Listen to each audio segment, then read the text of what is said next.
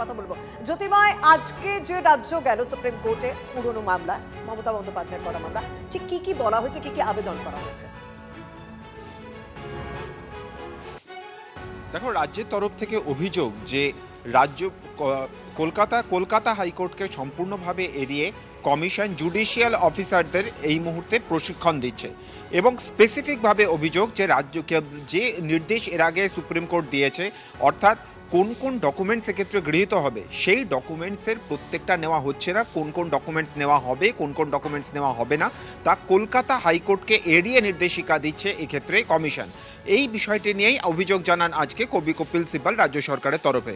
Supreme কোর্টে প্রধান বিচারপতি স্পষ্টভাবে জানিয়ে দেন যে প্রশিক্ষণ দেওয়ার অধিকার সম্পূর্ণভাবে কমিশনের রয়েছে, কিন্তু যে বিষয়টি নিয়ে এই মুহূর্তে সংশয় তৈরি হয়েছে যে কোন কোন ডকুমেন্টস গৃহীত হবে, সেক্ষেত্রে বিচারপতি জয়মাল্য বাগচি তিনি স্পষ্টভাবে জানিয়ে দেন যে তাদের নির্দেশে যে ডকুমেন্টসগুলো উল্লেখ করা হয়েছে সেই ডকুমেন্টসগুলোই এক্ষেত্রে গৃহীত হবে। এর পাশাপাশি আরেকটি বিষয় গুরুত্বপূর্ণ, তা হচ্ছে রাজ্যের চিফ সেক্রেটারি তার ভোটাধিকার আদৌ থাকবে কি থাকবে না, এসআইআর প্রক্রিয়া তার নাম থাকবে কি থাকবে না সেই বিষয়টি এখনো পর্যন্ত বিচারাধীন। সেই প্রসঙ্গ উল্লেখ করে কল্যাণ বন্দ্যোপাধ্যায় বলেন যে যদি রাজ্যের মুখ্য সচিবের ভোটাধিকারী প্রশ্নের মুখে থাকে তাহলে সাধারণ মানুষ কোন পর্যায়ে থাকবে। স্বাভাবিকভাবেই আজকে আবারও একবার স্পষ্ট করে দিয়েছেন সুপ্রিম কোর্ট যে যা নির্দেশিকা তারা এর আগে দিয়েছেন, যে ডকুমেন্টস তারা গ্রহণ করতে বলেছেন সেই ডকুমেন্টসগুলোই এবার এখনো পর্যন্ত গ্রহণযোগ্য হবে। আপাতত তোমাকে ধন্যবাদ জ্যোতির্ময়। ওরালি সুপ্রিম কোর্ট যেটা বললো, সুপ্রিম কোর্ট ওরালি বললো যে অ্যাডজুডিকেট মানে জুডিশিয়াল অফিসাররা আমাদের ইনস্ট্রাকশন অনুযায়ী চলবে। কে কি ট্রেনিং দিচ্ছে কি না দিচ্ছে সেটা দেখার দরকার নেই, কিন্তু অ্যাডজুডিকেশন আমাদের অর্ডারে যেসব ডকুমেন্ট রিলাই করেছি আমরা, যেসব ডকুমেন্ট বলেছি সেই অনুযায়ী হবে। অন্য কোনো ট্রেনিংয়ের কোনো ব্যাপার নেই, কারুর ট্রেনিং ওসব কোনো ব্যাপার না। শুধু ডকুমেন্টস কি কি অ্যাডজুডিকেশন হবে, ডকুমেন্টস কি কি আছে যা বলেছে আগে অর্ডারে সে অনুযায়ী হবে।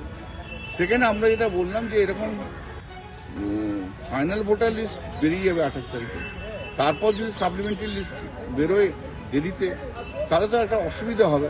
তখন ওরা ওরালি ইলেকশন কমিশনকে বলে দিল যে মুহূর্তে অ্যাডজুডিকেশন হবে তার যেদিনকে হবে সেদিনকে আপলোড করে দিতে হবে। কন্টিনিউয়াসলি এটা ডেলি এটা আপলোডিং চলবে। বিচারপতিকে যেন সম্মান করেন। প্রধান নির্বাচনের বাড়িতে গিয়ে পোস্টার ফেলে দিয়ে এসেছিলেন, পোস্টার লাগিয়েছিলেন, অশ্রাব্য কুশ্রাব্য ভাষায় কথা বলেছে তৃণমূলের লোকেরা, সব রেকর্ডে আছে। তাহলে আজকে ওটা দাদা প্রধান বিচারপতি করে কোকিয়ে উঠছেন কেন? আসলে এরা কোনোভাবেই এসআইআরটাকে হতে দেবে না, হলেই মরালো মৃত ভোটার, তারপরে ওই বহিরাগত সব বাংলাদেশি মুসলমান অনুপ্রবেশকারী, রোহিঙ্গা অনুপ্রবেশকারী, তাদের নাম দিতে রাখতে পারবে। সেই জন্য এইসব করছে। বাঙালি আর সহ্য করবে না। 26-এর নির্বাচনে তৃণমূলের বিসর্জনটা হবেই। বিজেপি যে পদ্ধতিতে এসআইআরটা করাতে চাইছিল, আসলে এসআইআর এর নাম করে তারা বাংলার বৈধ ভোটারদের নাম বাদ দিয়ে দিতে চাইছিল নির্বাচন কমিশনকে ব্যবহার করে। সেই জায়গাটাতে আটকে দেওয়ার জন্য আজকে এরকম অবস্থা তৈরি হয়েছে। এখন বারবার কি মুহূর্তে যদি তারা পরিবর্তন করে তাহলে তো মহা মুশকিল। সেই জায়গা থেকেই আমরা মনে করছি যে আমাদের এখানে করা উচিত। সেই জন্য আমরা আবার আদালতে দ্বারস্থ হয়েছি যাতে এসআইআর সুষ্ঠুভাবে করা যায়, কোনো বৈধ ভোটারের নাম বাদ না যায়। সেই জন্যই আমাদের এই প্রচেষ্টা।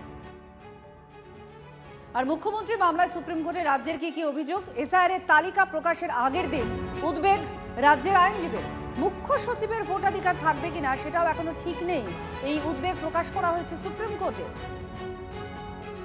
জ্যোতির্ময় কর্মকার আমাদের সঙ্গে রয়েছেন, আমাদের প্রতিনিধি। জ্যোতির্ময়, ঠিক এই জায়গাতে এই উদ্বেগ প্রকাশ কেন? রাজ্যের মুখ্য সচিবের ভোটাধিকার থাকবে কিনা সেটা নিয়েও একটা দ্বিধা রয়েছে।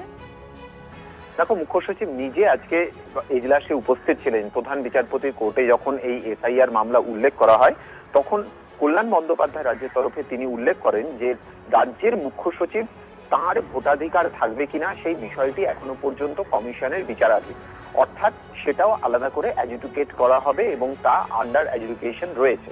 আর এর প্রেক্ষিতেই তিনি বলেন যে যদি রাজ্যের মুখ্য সচিবের ভোটাধিকার থাকবে কি থাকবে না সেই বিষয়টি বিচারাধীন হয় তাহলে সাধারণ মানুষের কি অবস্থা তা বোঝাই যাচ্ছে।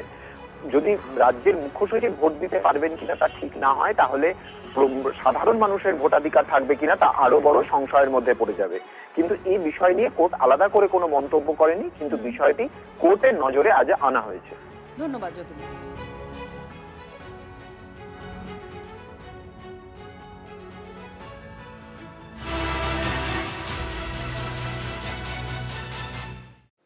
আর যে কথাটা বলছি সবকিছুই ওই আগামীকালের জন্য এসআইআর তালিকা প্রকাশ রয়েছে তো স্যাটারডে সাসপেন্স।